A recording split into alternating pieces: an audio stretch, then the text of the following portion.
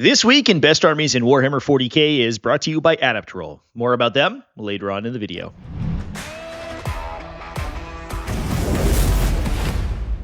What's up, folks? Welcome back to TacticalTortoise. My name is Trevi, and it's time for another episode of the Best Armies in Warhammer 40k. This is the weekly video series where we go through undefeated results from large events over the course of the last week and talk about what's currently winning. This week is for the week of May 3rd and 4th, 2025, and this will be a little bit of a shorter episode. Not only am I currently on the road back from the Richmond Open, a 150-player major that I live-streamed over the weekend, but also this is one of the largest weekends for team events that we have seen this year. Over 1,000 of the highest echelon 40k players took part in team events this weekend, including events like the ITT International Team Tournament and BFS Battle for Salvation Team Championship, so they were not participating in singles events, which is what we cover on this show. If you are interested in more discussion about team events, I will be covering all of these on my Monday morning live stream show, starting at 10 a.m. U.S. Eastern Time. But that leaves us with a slightly smaller pool of events this week, but that leaves us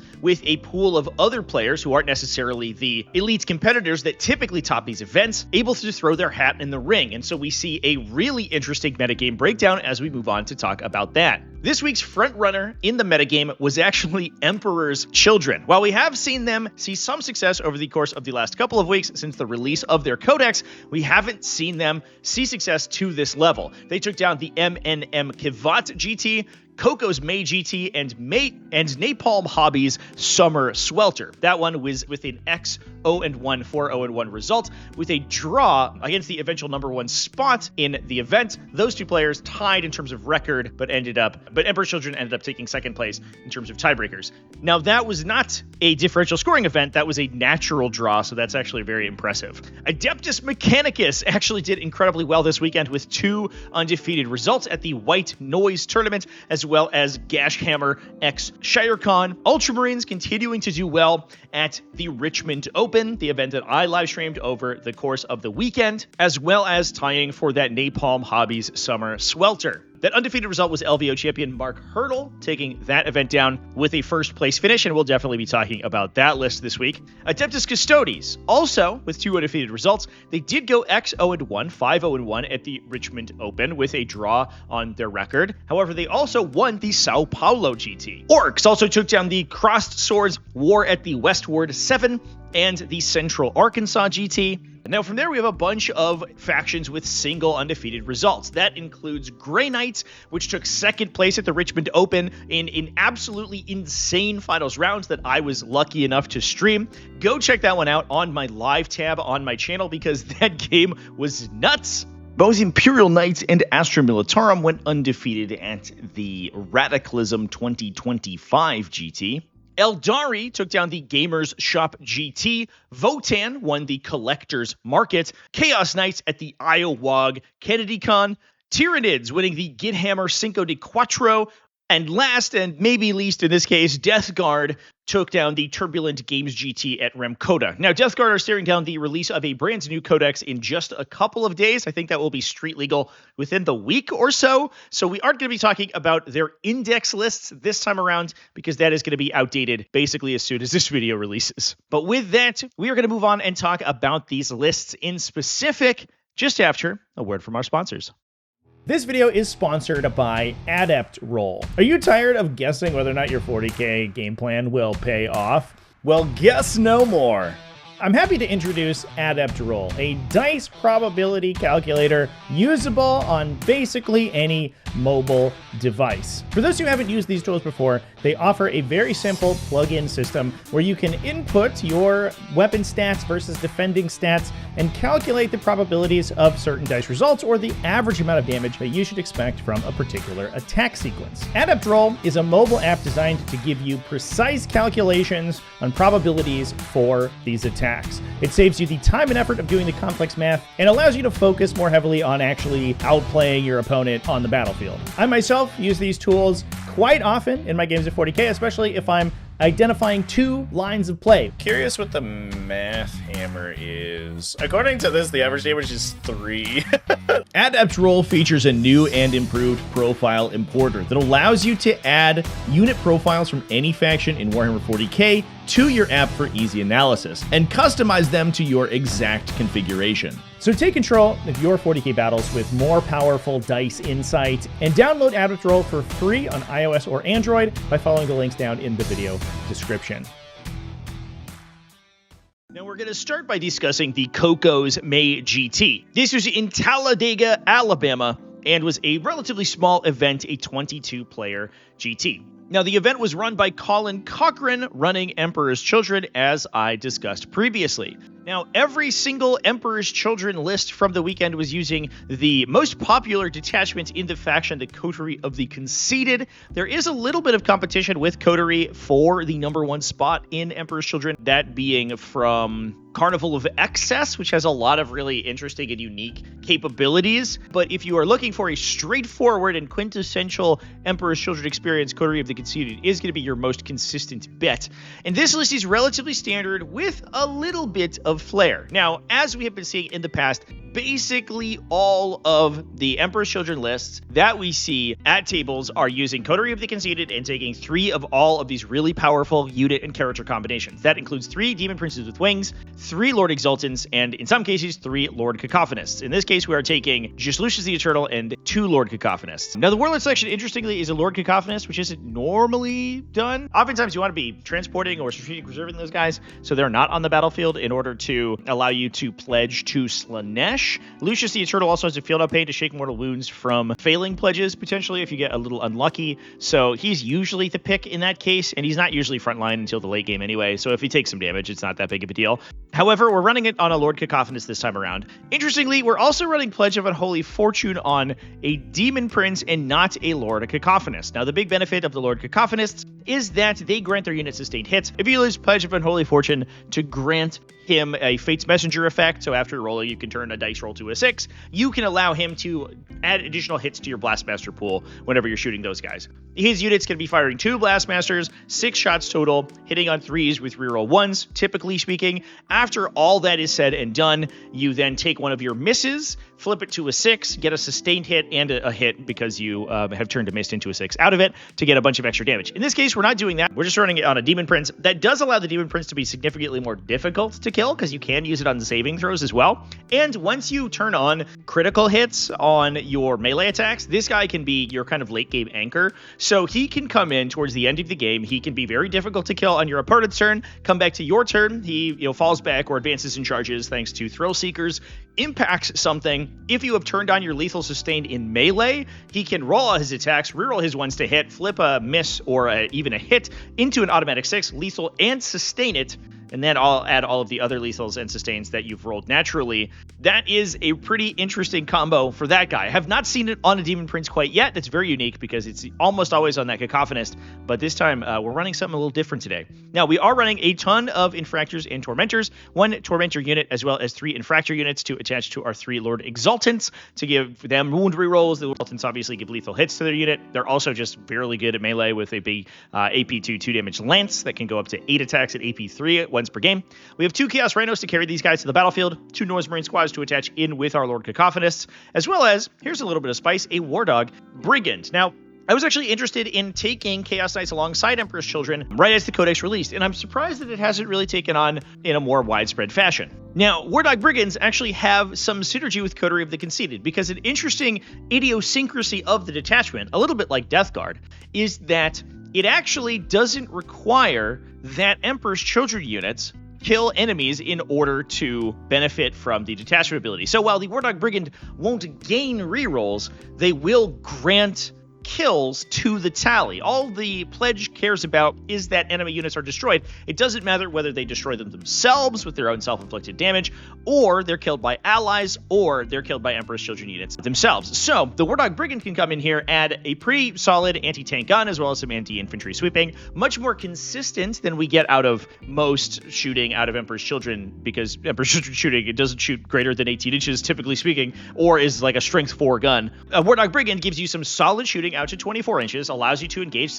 your targets early and play a little bit more of a ranged game than you would be able to with Noise Marines, and increase your tally without committing your expensive Emperor's Children units. And that is really cool. You can then buff the Emperor's Children units as they commit in later. They're going to be benefiting from rerolls and enhanced critical hits if you have started to gain those pledges as the game goes on. We also have a Havoc multi-launcher as well, so we could potentially put some pressure on enemy light units early, maybe even pick up some kills from units that are hiding out of line of sight. Very interesting inclusion here, and I do wonder if in the future we see a greater push towards War Dogs and other Chaos Knights inside Coterie of the Conceited Detachments specifically. So with that, we are going to move all the way down to Australia for Gash Hammer Gaming. This was another relatively small event, 24 players, but was won by Alexander Engelzoss running Adeptus Mechanicus. Now, Alexander was not playing any normal Adeptus Mechanicus list. We saw some Skitarii Hunter cohorts do well. Obviously, things like Halo's Creed, Battleclade are also good. In this case, he was playing Cohort Cybernetica, the vehicle and robot-focused detachment for the faction. Now, in this list, Alexander was running Belisarius Call, as well as 2 Sidonian Scatras. These guys were equipped with Radium Jezzails to gain wound rerolls targeting enemy infantry units. They also add a nice lone operative character into the army, something that Adeptus Mechanicus doesn't really have great access to otherwise, so they're able to hold objectives and perform secondary utilities over the course of the game. We then also have a Tech Priest Engines here with Necro Mechanic, the adept of the Omnissiah style of effect that will allow him to zero out damage targeting vehicles around him. We also saw a second Tech Priest Engines here as well to fully repair vehicles in addition. Now we need some battle line synergy triggers, so we have a unit of Skitarii Rangers as well as 2 units of Skitarii Vanguard. Can't forget about old Belisarius Call in the army as well. We have 3 units of 3 Iron Strider Ballistari, twin Cognus las cannons on all these guys. Now this detachment feels like it is almost entirely a robot-focused detachment, but it has a ton of incredible synergies with units like these Iron Strider Ballistari. These units themselves are firing Cognus las cannons, so it's 2 shots, it's sustained hits 1, so each Iron Strider unit is firing the equivalent of 6 las cannon shots with a sustained 1, so they're basically a base ballistic skill 3 with a little bit of upside if you can gain rerolls, and there are many ways to gain rerolls in the faction. You can use things like Machine Spirit Resurgence to give them rerolls if you need to, but I think some of the more important synergies are stratagems like Auto Divinatory Targeting, which grants you a 3+ ballistic skill characteristic and ignore cover on all your weapons. They can also be affected by stratagems like Machine Superiority to allow them to fall back fire and ignore a characteristic and hit roll penalties. Given the fact that these are units of 3 models with a total of 24 wounds, granting them a 6+ feel no pain from Benevolence of the Omnissiah makes them a little bit sticky to remove. And you can even speed them up with stratagems like Motive Imperative to give them +3 inches of movement, bringing up their movement to an impressive 13 and giving them +1 to advance and charge rolls. They can also be affected by the Conqueror Imperative. You can even double Imperative with them with Transcendent Cogitation. All that together can potentially, if you have the CP to fuel them, make a unit of Iron Strider Ballistari hit dramatically, gratuitously over their cost. We have a bunch of mid-board control from a unit of Taranxi Skystalkers, 2 units of Cerberus Raiders, as well as 2 units of Sicarian Infiltrators, and then we can further combo all of this stuff with Scorpius Disintegrators, of which we're taking 2, those equipped with Belarus Energy Cannon for a little bit of indirect fire and infantry sweeping. All of this together makes an incredibly well-rounded list. The Scorpius Disintegrators are very good at infantry sweeping because they have a ton of mid or low strength infantry killing attacks, but also a bunch of pretty much higher impact blast weapon attacks from their energy cannon. A ton of utility from Cerberus Raiders and Sicarians, as well as Skystalkers, and then heavy damage from the Iron Strider Ballistari. Those are all supported incredibly well from the stratagems. The detachment ability we're not using. Who needs it?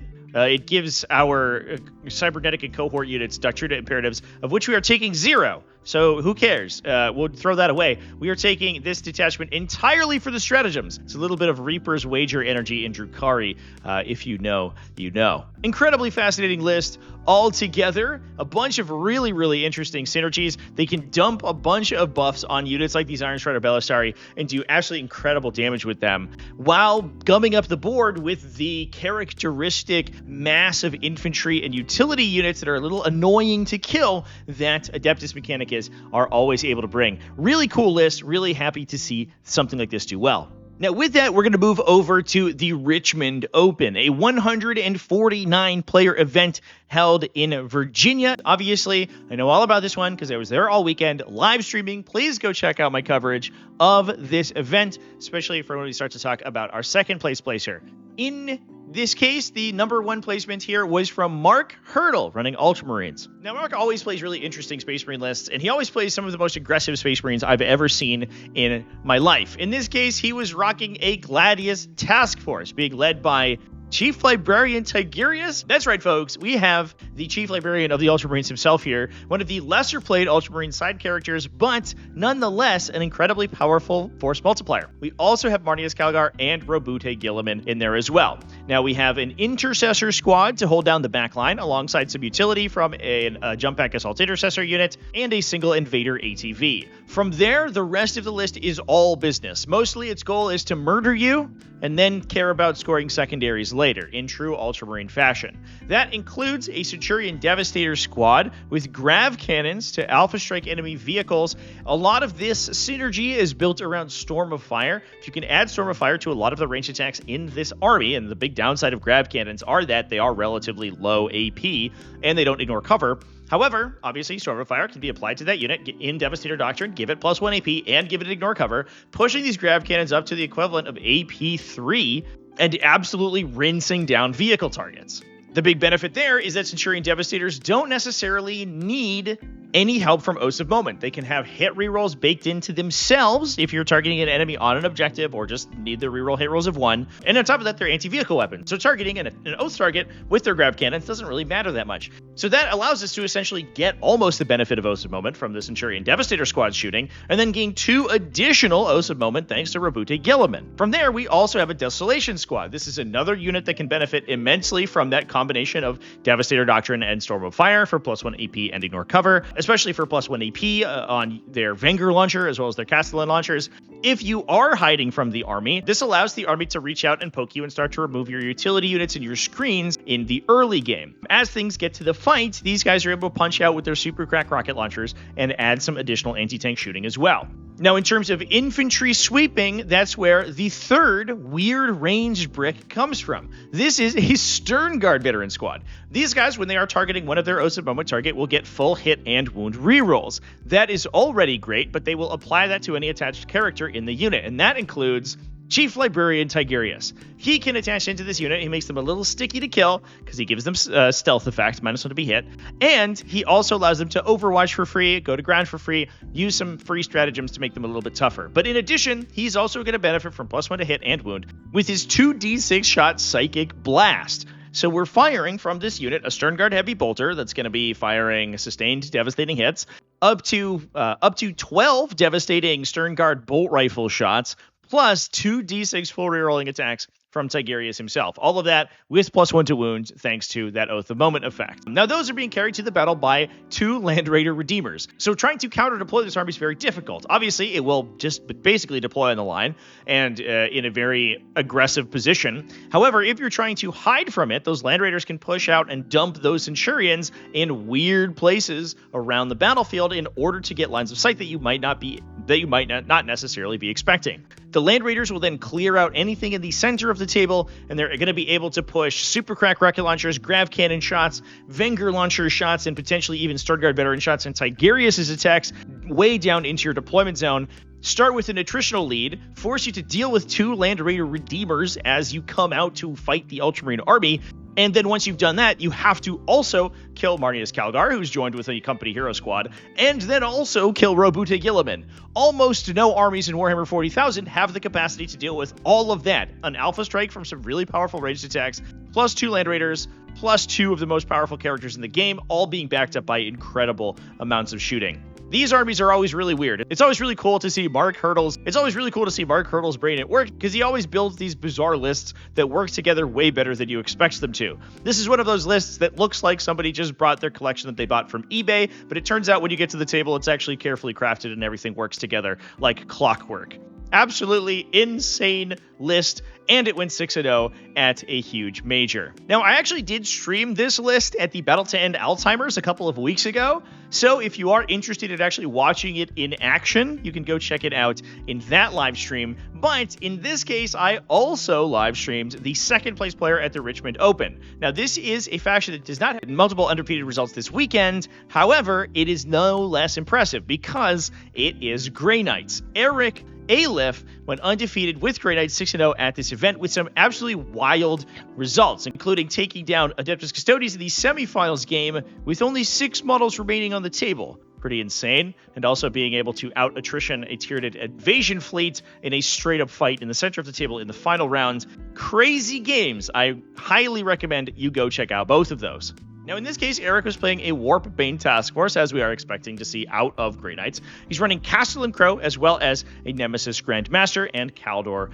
Drago. We have a Terminator squad to attach Kaldor Drago into. Those guys are equipped with an Ancient Spanner and a Narthessium to regenerate Terminators back into the unit. So if you aren't able to clear out the unit, they're able to regenerate over the course of the game. And that grants you an additional access to a 6-inch charge coming out of Deep Strike, since Kaldor Drago has his once per game use of plus 3 inches to charge. That can sort of combo alongside the 6-inch charge that Warpbane Task Force can source from its Hallowed Beacon stratagem to allow another unit to 6-inch Deep Strike as long as it's wholly within Hallowed Ground, and potentially 6-inch charge as well. The name of the list is Get In Loser, We're Failing 6-inch Charges, and with that it all comes together. We then have a strike squad for some OBSEC and to add some battle line to the army. We have an interceptor squad as a fast objective disruption piece, 3 Nemesis Dread Knights, 3 Purifier squads, 1 unit of 10, these equipped with 4 Incinerators, alongside 6 models with melee weapons. These guys attach in with Castle and Crow, and they are usually the recipients of that 6-inch Deep Strike stratagem, so they're able to get into your backline really early. They can pick a second Purifier squad up, drop it down anywhere they want, 9 inches away from enemies, project a Hallowed Ground aura from them, then pay a CP once the 10-man Purifier squad with Crow drops, put them 6 inches away from their target, and then make a 6-inch charge. If they do so, they're going to kick the crap out of you, potentially with full hit and wound rerolls on these guys, which is horrifying. They also have the benefit of bringing a bunch of anti-infantry shooting, Stormbolters, their own Purifying Flames, the bonus Purifying Flames from Castle and Crow, as well as 4 Incinerators to clear your infantry and your scoring units as they drop in. That means that oftentimes they don't seem like they do a ton of damage, but they do just enough damage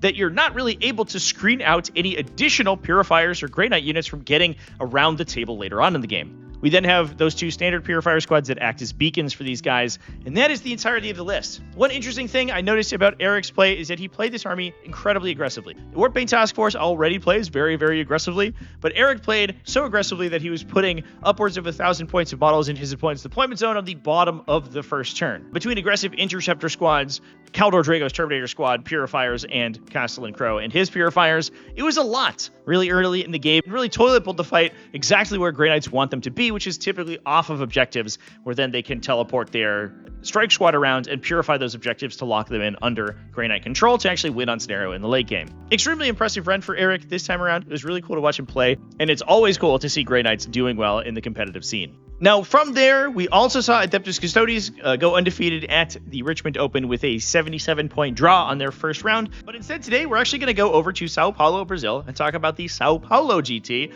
which Adeptus Custodes also won. This event was taken down by Lucas Gill, who is playing a Lions of the Emperor detachment. This includes 2 Blade Champions, very useful for their aggressive play and their ability to use Gilded Champion to get their advance and charge once per game ability back after using it. We also have a Shield Captain in Alara's Terminator armor. Again, he's able to use his reduced damage to 1 ability multiple times over the course of the game.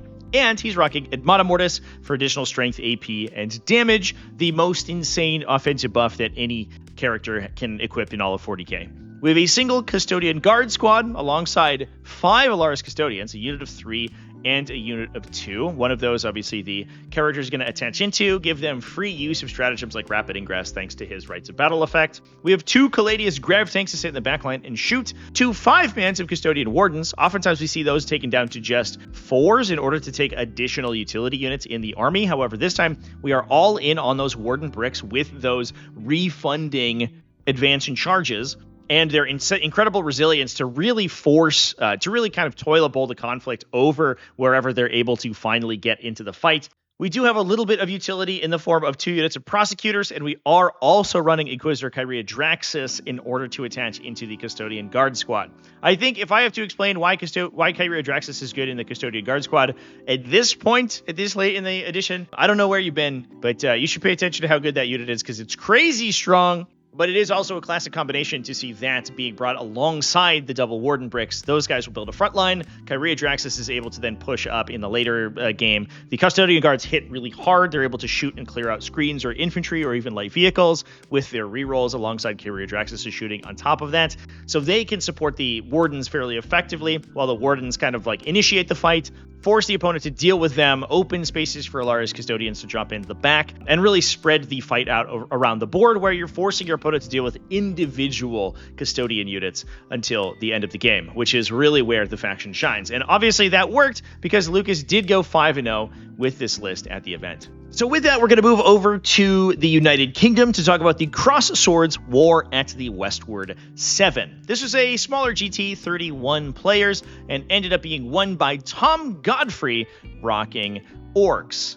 Now, Tom was taking a relatively standard Warhorde list. A couple Orc players went undefeated with Warhordes this week. Tom was the only one without any draws on his record, which is why we're talking about him this time around. He was taking 2 beast bosses as well as a trio of war bosses. Interestingly, not a single enhancement on any of these things. Who needs those? Those points could be spent for more lads, and that's what we're going to be doing today. That includes 2 units of Beast Snaga boys alongside 2 units of standard boys and a total of 5 trucks to carry them into battle. Now from there, we are taking the new Breaka Boys datasheet. This is really cool because we haven't really seen Breaka Boys do too much in the metagame so far, but if there is a place for them to shine, it is most likely going to be Warhorde. Any accuracy improvement you can apply to these guys that includes the Warhorde's sustained hits, which is roughly equivalent to +1 to hit, in addition to the +1 to hit we get from the war bosses attaching into the unit, sends these guys damage output through the absolute roof. That's because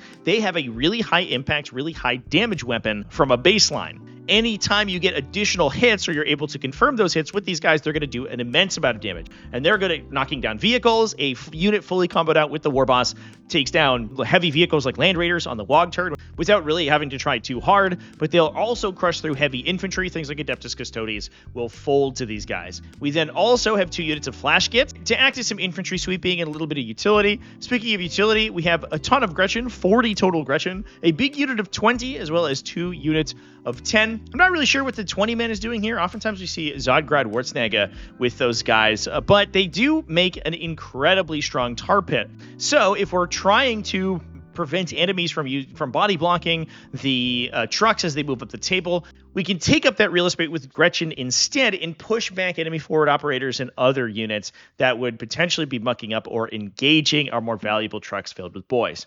We then have a Knobs unit, 10 Knobs in that one to attach another war boss into, alongside 2 units of Storm Boys for utility. Mostly pretty standard stuff. What's interesting about this list is that we actually have very little in form of ranged attacks. A lot of times what we have been seeing from Orcs more recently is that they are taking these warhordes, but they're also taking a ton of guns inside them, between 2 and 3 units of tank busters, potentially with shock attack guns in them as well, in order to back up the already incredibly powerful melee attacks that Warhorde is already bringing. In this list, however, we're just taking Gretchen. We're using Grot Blasters, I guess, instead of any dedicated shooting units. Clearly, that's working out pretty well, and we're able to back that up with an immense amount of OC. And I guess being able to bum rush your opponent with enormous numbers of high OC and high damage output boys, Knobs, and Breaka boys, and then follow that up with Gretchen to absolutely dominate those mid-board areas and hold down objectives for longer without easily losing those units, which is something that can happen to things like boys or Breaka boy squads. They aren't the hardest thing in the world to kill. However, oftentimes if your opponent is sending their light infantry sweeping guns with buffs into Orc boys and killing them, they don't have enough attacks remaining to kill 20 Gretchen, which aren't really combat effective, but are threatening a control of objectives and do have the potential to grab additional CP off those objectives. That can create a situation where Orcs end up pushing you out on primary in a situation where they would normally be struggling to do so. So really interesting inclusion there. I'm actually fascinated by this huge horde of Gretchen in addition to all these Orcs, but obviously in any case really effective because again, went 5-0. took down a GT, so clearly a pretty strong list. Now, moving back over to Australia, let's talk about Radicalism 2025. This was a relatively large event, one of the largest events of the weekend, a 91-player GT, and it was won by Adam Camilleri running Imperial Knights. Now, Adam was playing a Noble Lance being led by a Cerastus Knight Lancer with Mysterious Guardian to let him jump up and down. It's an interesting place for the Cerastus Knight Lancer to be. Typically, that guy is more of an aggressive early game piece, but using Mysterious Guardian, you can potentially redeploy him or use Rapid Ingress to get him into an annoying position to then leverage his fast movement and hard-hitting melee prowess. We also have a Night Warden with Mythic Hero. Following that up, we have 3 Armiger Helverins, as well as 3 Armiger Warglaves, and the classic combination of Sisters of Battle, a Sister of Battle Immolator alongside a Sister of Battle squad to combat squad out of that Immolator, granting the army a little bit of a cover ignoring that is equipped with Immolation Flamers, so you also have a little bit of infantry sweeping as well, plus objective secure and access to 2 new utility units. Thanks to the Sisters of Battle being able to combat squad, thanks to the Immolator, so you get 2 units of 5 for the cost of just 1 unit. Plus, they have Melta-Guns and Multi-Meltas. Pretty good stuff altogether. Inclusion of the Warden is really interesting. Warden plus a Cerastus Lancer is very unique in terms of the large knight loadout that we typically see from these knight armies. But moving down under, I don't know what's in the water over there in Australia, but they do grow their robots big because knights tend to kind of dominate the metagame down there. And you can kind of play a bunch of different varieties. We see a lot of really interesting knight lists coming out of this metagame. Now, moving on to the other undefeated player from that event, both these players at 6-0, Nick Burrows also going undefeated with Astra Militarum. Nick was playing an Astra Militarum combined arms regiment. So this is the Index-style detachment where they're getting lethal hits, targeting either little stuff with your own little stuff or big stuff with your own tanks. This includes a Krieg command squad with an Ogryn bodyguard. The only attachment available for the Ogryn bodyguard is the Krieg command squad. He embeds into that unit, so becomes part of the unit at the start of the game. Otherwise he just offs himself, I guess. We have a Rogaldorn tank commander with Grand Strategist to allow it to issue an additional order every turn, as well as Ursula Creed for stratagem discounts. We have a single Cadian Shock Trooper squad that Ursula could jump into. She doesn't get a Master Vox in that unit, but it does protect her from indirect fire, which is nice. We then also have a bunch of Catachin Jungle Fighters for some early game push, and a 20-man brick of Death Corps of Kriegs that can attach in with that Death Corps command squad. That gives you an enormous unit of infantry that you have to clear through 20 models, potentially with defensive stratagems and defensive orders. Once you kill them, the command squad separates, uses the Ogryn Bodyguard's toughness characteristic, and becomes toughness 6. Then you have to kill him through his own wounds, plus 4 more Veteran Guardsmen, plus the Krieg Commander to actually get rid of this unit. So it's essentially 3 separate activations required to almost get rid of them. It's extremely difficult, and their stats can change in the middle of your phase as you're attacking them. I actually explain how these interactions work in a video that I made recently, which talks about how multi-model characters and weird toughness manipulation stuff works, and this list is using them. We then have 2 Tauroxes, as well as a Hellhound to strip cover, and a bunch of Kazarkin to get in those Tauroxes. 3 units of Kazarkin, those guys equipped with 2 Melta Guns, 2 Plasma Guns in each, plus their Marksman Rifle and their Melta Mine Layer. Following that up, we have some caddies for orders from the Rogaldorn tank commander. That takes the form of 3 standard Leman Russ battle tanks.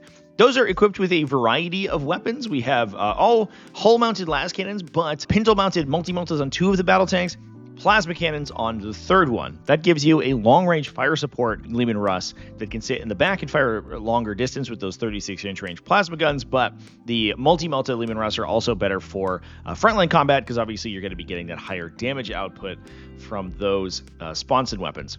We have a little bit of additional rerolls being added on top of the Leman Russ rerolls that they gain from their own ability, thanks to a Scout Sentinel.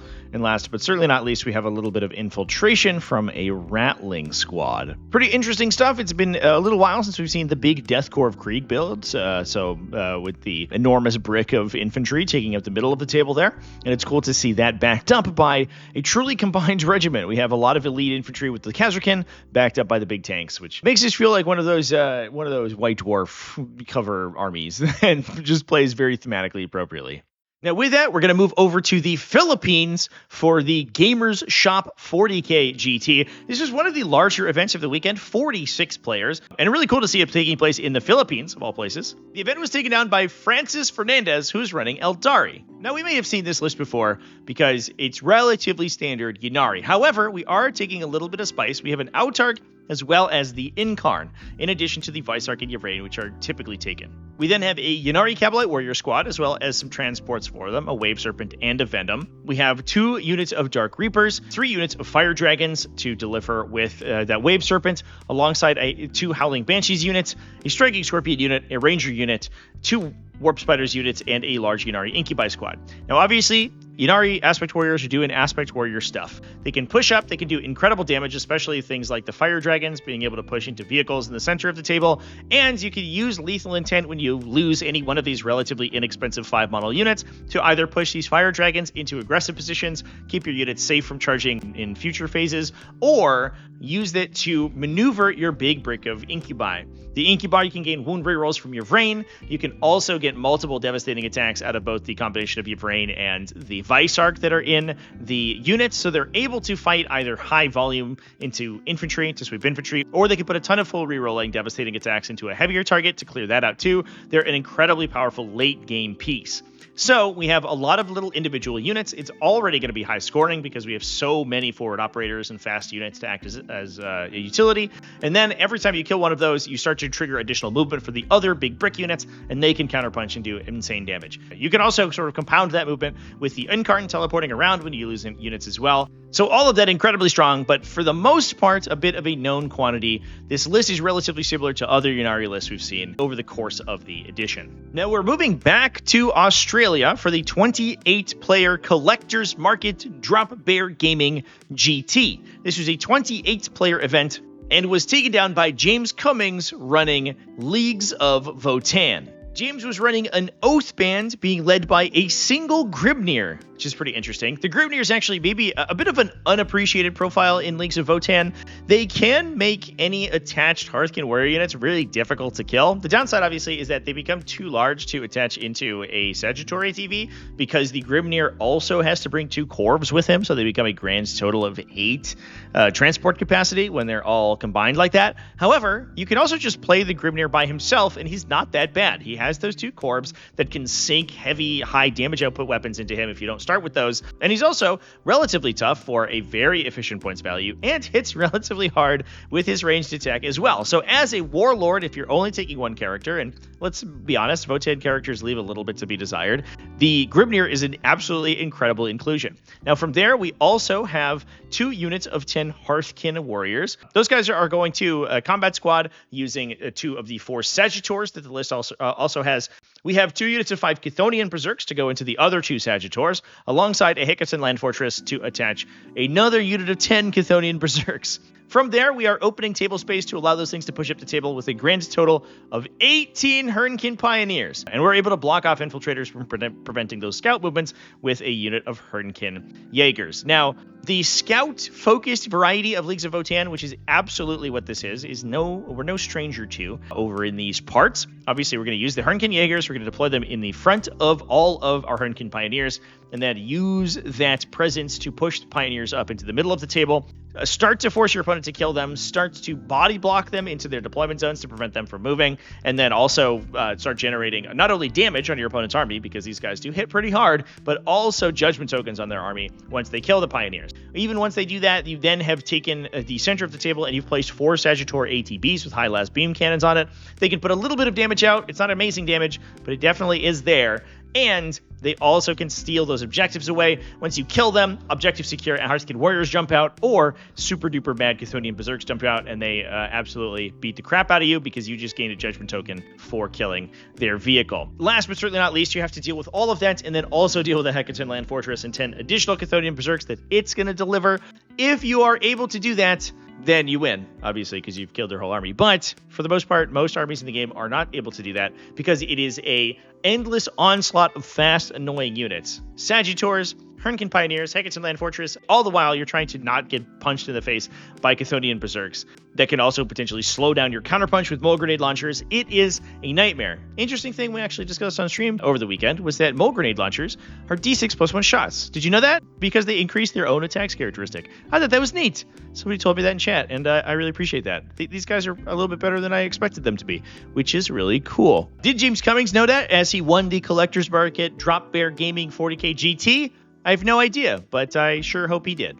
Now, with that, we are moving over to the 42-player GT, the Iowag Kennedy Con. This was being held in Cedar Rapids, Iowa, and was won by Dan Salmons running Chaos Knights, and a relatively interesting kind of Nurgley variety of Chaos Knights as well. Dan was playing a single War Dog Stalker with Aura of Terror to give him objective secured, in addition to a bunch of requisite War Dogs at this point. It's kind of goes without saying, if you're playing Chaos Knights, you're taking a bunch of War Dogs. That includes 5 War Dog Brigands, as well as 5 War Dog Carnivores. Pretty normal stuff. What's a little bit less normal are the number of Nurglings in our allied unit slot. Now, we do have 3 Beasts of Nurgle. Those are being unlocked by a trio of Nurgling Swarms. So that gives the army an enormous amount of forward operation. You're able to put 9 Nurgling bases outside your deployment zone to body block your opponent in and stop them from body blocking you with infiltrating units. That also opens enough real estate for the Beasts of Nurgle to scout up the table to apply really, really annoying defensive profiles to midboard objectives without having to expose any of your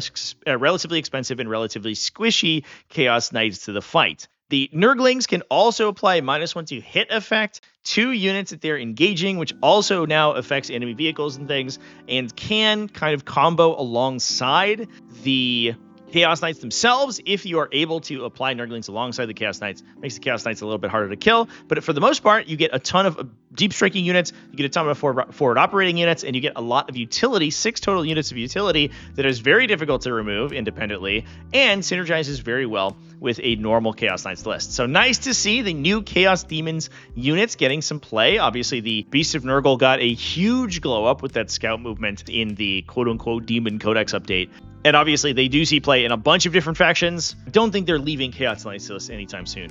Now, with that, we're moving over to Cypress, California for the 38-player Githammer Cinco de Cuatro GT. This was won by Kenneth Onyabor from Xenos Petty Zoo running Tyranids. Always cool to see Kenneth and his Tyranid lists doing well in GTs. This time, it is a Crusher Stampede, hailing from Hive Fleet Moby Thick. That's a good name. Crusher Stampede, obviously the Tyranid monster-focused detachment, and we are certainly focusing on monsters this time around. We're rocking a single Hive Tyrant as our Warlord, no enhancements on that guy, because for whatever reason, the Crusher Stampede enhancements are absolutely horrible. They're really, really, really bad. But that's okay. We don't have to pay for them if we don't want to. Instead, we can pay for more monsters, which includes a Biovore. It's not a monster, but it looks like one, alongside 2 Exocrines, a Maliceptor, a Neurogaunt unit, plus 3 Norn Emissaries, 2 Ripper Swarms for a little utility to go alongside that Biovore Spore Mine that we can drop, and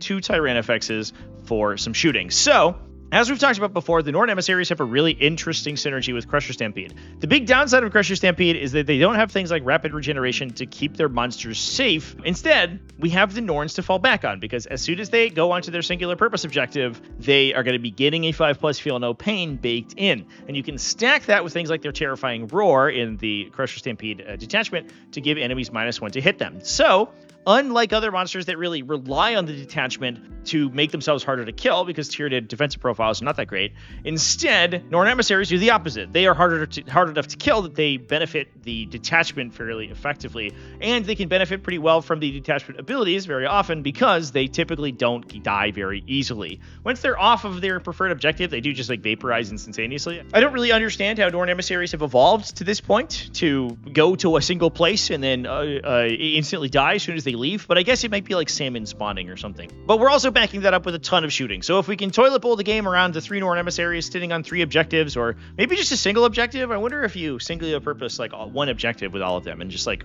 dog the middle with a bunch of emissaries. That might be the way to go. And then you back that up with 2 Exocrines, 2 Tyrannofexes shooting, plus you have Advance and Shoot from a Hive Tyrant as well. That's a lot of potential damage coming out of these things. You can also potentially give them -1 to hit or -1 to wound with the Maleceptor to make the Norns even more difficult to deal with. And if you can't deal with that, they're just gonna simply beat you out on primary scoring. You then follow that up with good secondary scoring from things like Ripper Swarms and the Biovore, and you've got yourself a pretty good list. Good enough to win a whole GT, because that's what Kenneth Onyebor did. Now with that is all of the best armies in Warhammer 40k for this week, but I would be remiss if I did not sign off before talking about our supporter questions. Every week I go to my amazing supporters, both on YouTube channel membership and over on my Patreon. Those people help me keep the lights on over here. They help support the channel and get access to some early access and exclusive content, but also I ask a question in each of those platforms every week, and I answer the responses on this show. In this case, Brian Loves You asked on YouTube, if we follow the trend of release cycles and 11th is on the horizon, that's usually, as you decide, that's usually, we see like about a 3-ish year lifespan from a 40k edition these days. So we're looking around June 2026 will be a likely release candidate for 11th edition 40k if 10th edition is any indication. So if we follow the trend of release cycles and 11th is on the horizon, what rules or aspects of rules should and should not be touched? Like bringing back this psychic phase, how mortal wound allocation happens, should they stop codexes being the holders of rules and do more Grossman's detachment style, etc., etc., etc. Pick and choose where to vent. Maybe they could kill off True Line of Sight. That would be great. Brian Loves You. We're on the same page, my dude. I'm actually less worried about codexes this time around. I think as a general rule, as much as we can rail about the codex system constructing artificial imbalance in Warhammer 40k and forcing people to wait to get balanced sort of updates and new rules for their factions, as well as tying the entire game to these triannual rules updates, new additions, that's all a problem, but I think it's such a core part of Games Workshop's business model that as much as we complain about it, it's never going to change. So I think we're locked in. I do not feel quite as strongly about the Codex release cycle as I have previously because of these content drops that they're doing. Even playing something like Index Demons, which I was playing for a really long time, basically got 2 consecutive huge drops in terms of content. I didn't even feel like the faction was even that closed off in terms of its playable archetypes, and then they added a bunch of additional detachments and things like that. I think that's awesome. And as we move on to the future and they take worse factions that are not very highly played and they give them new detachments and new ways to play, I think it's a really good indicator of how cool the detachment mechanic is, that it can totally redefine a faction with just a single 2-page front and back rules release. That's amazing, and I hope they keep that up. So something they should keep, definitely those Grossman's content drops. In a perfect world, the other thing they should be looking to add in, and this kind of piggybacks alongside True Line of Sight, are bases for everything. Right now, only like non-vehicles or walkers are based, or aircraft, and it creates an endless cavalcade of rules problems. We even had a situation come up in an event and on stream where a player could move their model underneath their opponent's model. Nothing said it couldn't. A big walker like a Defiler or a Triarch Stalker is just off the ground by a couple inches, and despite the fact that it entirely encompasses an area, what happens if you charge it and you move underneath it? The rules don't say, and they require special house rules in order to actually govern that interaction. That's a mess. Get rid of all of that. Add things like non-true line of sight blocking. Add things like vehicles and monsters blocking line of sight to other units. Allow you to play interesting defensive formations, and just do better. Just make it better. I would also love to see the psychic phase brought back. I do think that one thing Games Workshop has been good about doing, and the design team, I want to throw some kudos out as well, is removing some of the ridiculous tankiness that 10th edition had on release.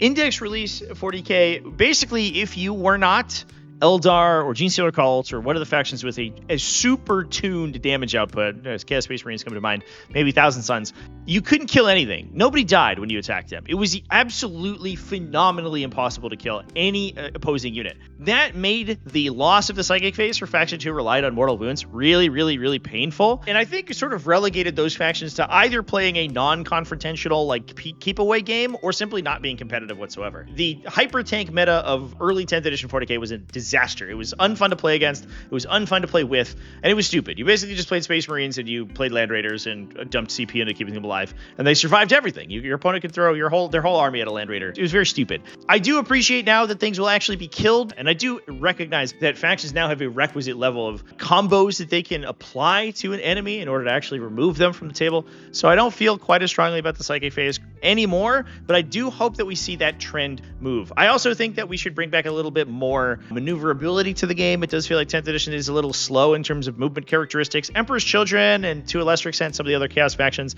look like they may be circumventing that slightly. We are kind of moving back to a point where things are relatively fast and relatively hard hitting, which is nice. That's where 40k is fun to play, where you can actually attack and your opponent's models will die sometimes, and you play maneuver gameplay. It's less fun when your opponent just puts a thing in front of you and you have no capacity to engage with it in any meaningful way. So that is to say, I hope that they keep this trend of things becoming a little bit faster and a little bit higher damage, because in my opinion, that's more fun when you're actually interacting with your opponent, when you're actually able to express skill over utilizing your movement in interesting ways. That's where Warhammer 40k is at its best. And maybe I'm biased because I played Tyranids for a really long time and that's what they did, but I don't know. Sue me, I guess. And with that, that's going to be everything for me today. Thanks for watching all the way to the end of the video. Thanks as well to Adept Roll for sponsoring. Big thanks to everyone who supports the channel as well over at Patreon at patreon.com/TacticalTortoise. YouTube channel members, Twitch subscribers, all you people are amazing. It's midnight right now, and I just live streamed for like 14 hours. So I'm really tired. I'm not gonna go to bed though because I'm gonna edit this. It probably takes another 5 hours or so. So I'm not gonna sleep, I think, is what's gonna happen. And then I'm gonna do Monday Mayhem. And we're gonna talk about team events. So I'll see you there. Remember to keep it classy, folks. Have happy wargaming and get a good night's sleep.